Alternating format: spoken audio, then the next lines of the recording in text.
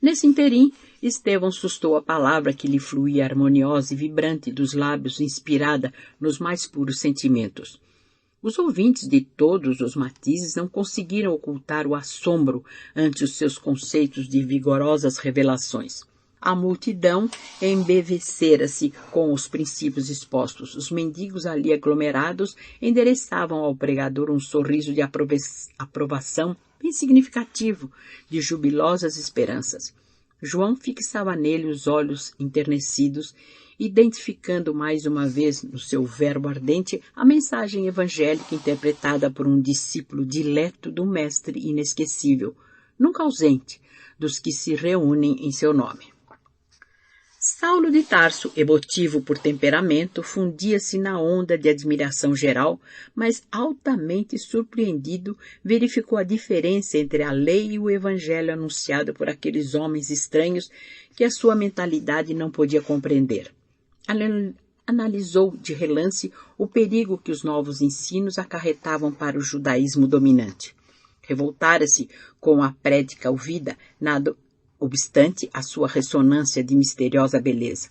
Ao seu raciocínio impunha-se eliminar a confusão que se esboçava a propósito de Moisés. A lei era uma e única. Aquele Cristo que culminou na derrota entre dois ladrões surgia a seus olhos como um mistificador indigno de qualquer consideração. A vitória de Estevão, na consciência popular, qual a verificada naquele instante, causava-lhe indignação.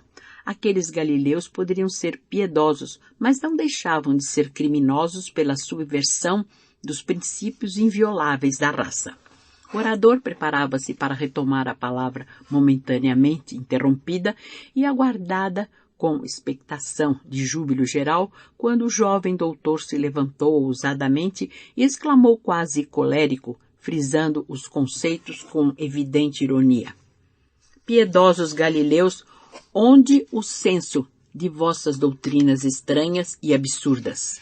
Como ousais proclamar a falsa supremacia de um nazareno obscuro sobre Moisés, na própria Jerusalém, onde se decidem os destinos das tribos de Israel invencível?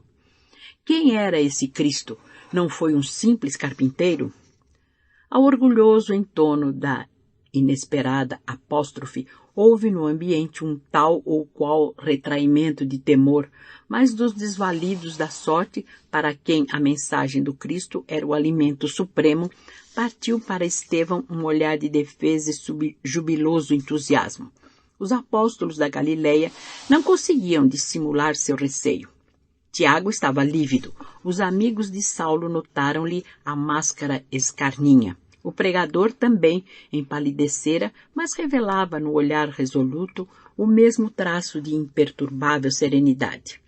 Fitando o doutor da lei, o primeiro homem da cidade que se atrevera a perturbar o esforço generoso do evangelismo, sem trair a seiva de amor que lhe desbordava do coração, fez ver a Saulo a sinceridade das suas palavras e a nobreza dos seus pensamentos, e antes que os companheiros voltassem a si da surpresa que os assomara, com admirável presença de espírito, indiferente à impressão do temor coletivo, obtemperou: ainda bem que o Messias fora carpinteiro, porque nesse caso a humanidade já não ficaria sem abrigo.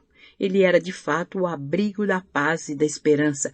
Nunca mais andaremos ao léu das tempestades, nem na esteira dos raciocínios quiméricos de quantos vivem pelo cálculo sem a claridade do sentimento.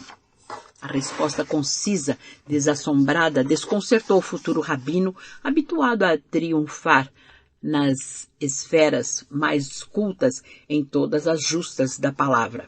Enérgico, ruborizado, evidenciando a cólera profunda, mordeu os lábios num gesto que lhe era peculiar e acrescentou com voz dominadora: aonde iremos com semelhantes excessos de interpretação em torno de um mistificador vulgar que o Sinédrio puniu com a flagelação e a morte?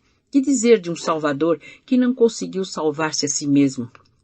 Emissário revestido de celestes poderes, como não evitou a humilhação da sentença infamante?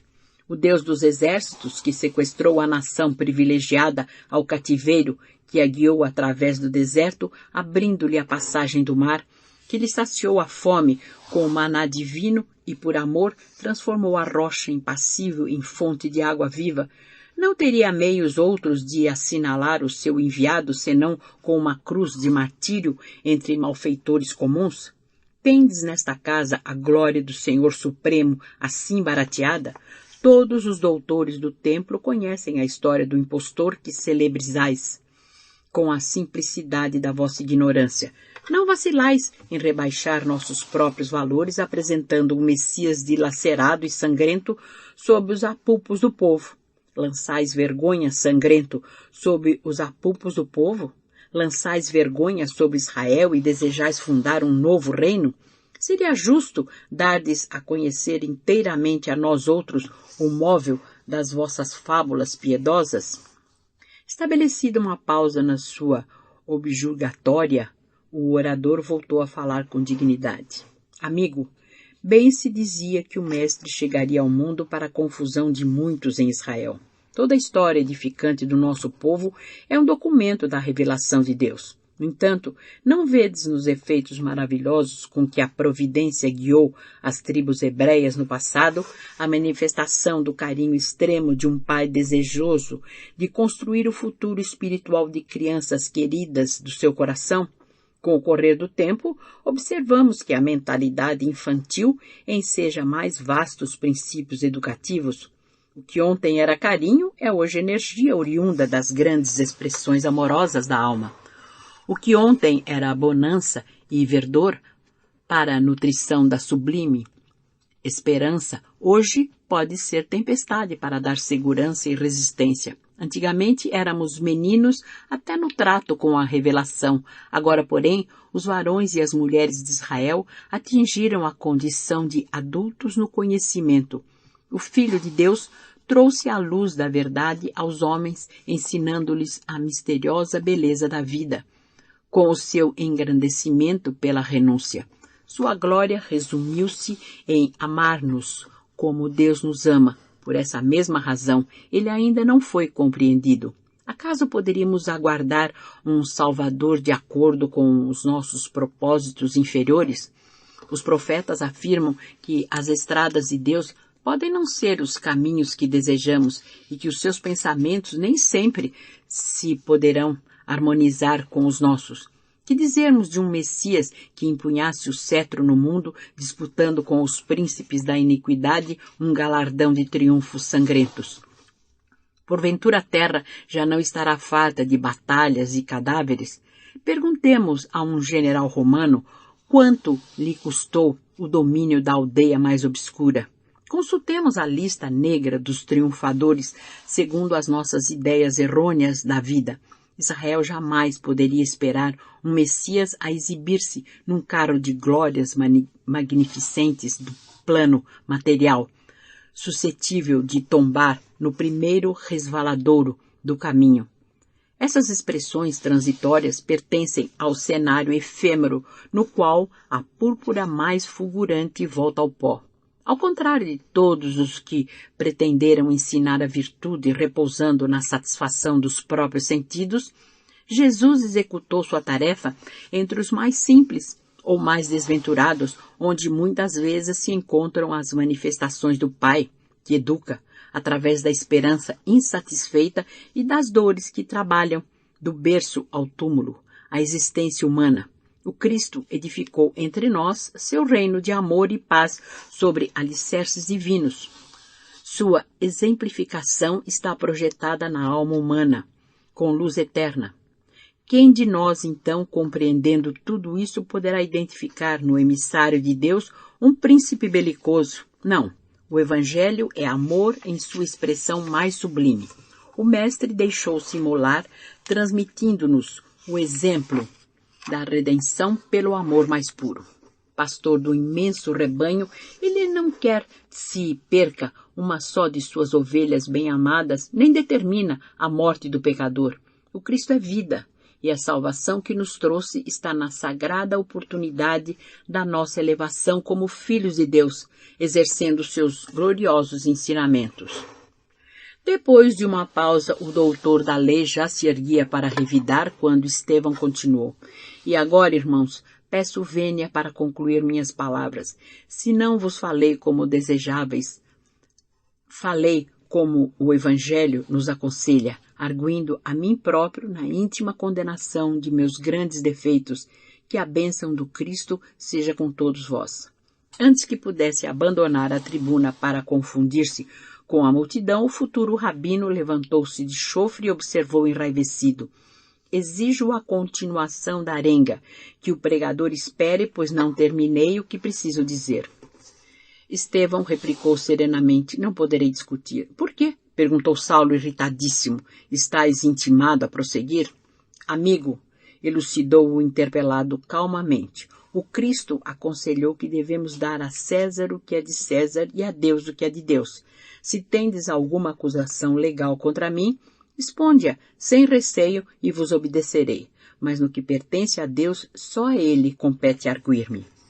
Tão alto espírito de resolução e serenidade quase desconcertou o doutor do Sinédrio. Compreendendo, porém, que a impulsividade somente poderia prejudicar-lhe a clareza do pensamento, acrescentou mais calmo, apesar do tom imperioso que deixava transparecer toda a sua energia. Mas eu preciso elucidar os erros desta casa. Necessito perguntar e é a vez de responder-me. No tocante ao Evangelho, replicou Estevão, já vos ofereci os elementos de que podia dispor, esclarecendo o que tenho ao meu alcance. Quanto ao mais, esse templo humilde é construção de fé e não de justas casuísticas. Jesus teve a preocupação de recomendar a seus discípulos que fugissem do fermento das discussões e das discórdias. Eis porque não será lícito perdermos tempo em contendas inúteis, quando o trabalho do Cristo reclama o nosso esforço. Sempre o Cristo, sempre o impostor, trovejou Saulo carrancudo. Minha autoridade é insultada pelo vosso fanatismo, neste recinto de miséria e de ignorância. Mistificadores, rejeitais as possibilidades de esclarecimento que vos ofereço. Galileus incultos, não quereis considerar o meu nobre cartel de desafio. Saberei vingar a lei de Moisés, da qual se tripudia. Recusais a intimativa, mas não podereis fugir ao meu desforço. Aprendereis a amar a verdade e a honrar Jerusalém, renunciando ao Nazareno insolente que pagou na cruz os criminosos desvarios. Recorrerei ao Sinédrio para vos julgar e punir. O Sinédrio tem autoridade para desfazer vossas condenáveis alucinações.